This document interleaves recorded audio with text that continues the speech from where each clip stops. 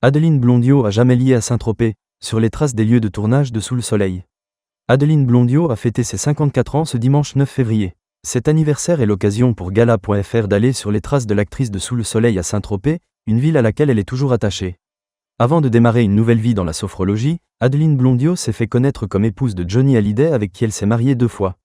Mais l'histoire de la télévision retiendra qu'elle avait une place de choix dans le trio qu'elle formait avec Tonya Kinzinger et Bénédicte Delmas dans Sous le Soleil. La série culte a été diffusée sur TF1 entre 1996 et 2008.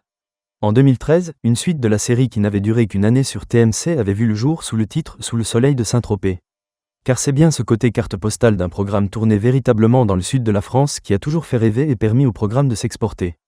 Un lieu auquel Adeline Blondiau, qui a fêté ses 54 ans ce dimanche 9 février, est toujours très attachée. Son personnage, Caroline Drancourt, initialement chanteuse du groupe Trouble Vision, y a vécu bien des aventures. C'est dans le bar de la plage qu'elle a donné son concert.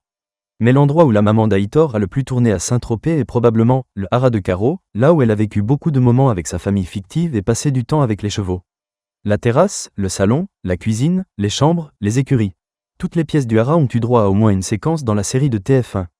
En 2023, Adeline Blondiau avait inauguré avec Tonya Kinzinger au musée de la gendarmerie et du cinéma, à Saint-Tropez, une exposition consacrée à la fiction composée de 480 épisodes en 12 ans de tournage. Face à l'engouement des fans, l'exposition avait duré près d'1 an. Un coin de paradis, comme Adeline Blondiau, Tonya Kinzinger est fan de Saint-Tropez. Petit détour au ponton de Saint-Tropez pour clore ce week-end. Merci pour cet hommage. Celui rendu par la ville, bien sûr, merci pour le vôtre, qui est là depuis la première diffusion. C'est fou et émouvant votre affection à la série, à ses personnages, avait alors écrit Adeline Blondiau sur Instagram. Ce week-end était rempli d'émotions et de bons souvenirs. Je suis vraiment reconnaissante à Pascal Breton et Olivier Brémond de m'avoir offert ce rôle il y a 28 ans, qui a marqué ma vie. Il m'a permis de vivre dans un coin de paradis, de faire le métier qui me passionne et de créer des liens d'amitié indéfectibles, avait posté, de son côté, celle qui jouait dans la série le rôle de Jessica Laurie. Cette exposition avait été l'occasion de se rappeler des tournages qui avaient lieu hors saison pour éviter la cohue des touristes. Le ponton, il n'était pas fait pour les femmes parce qu'on était toutes, tout le temps toujours juchées sur des talons.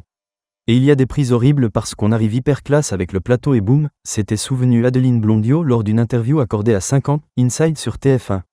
Son ancienne partenaire de jeu avait gardé en mémoire, quand il neigeait et qu'il fallait balayer les bateaux.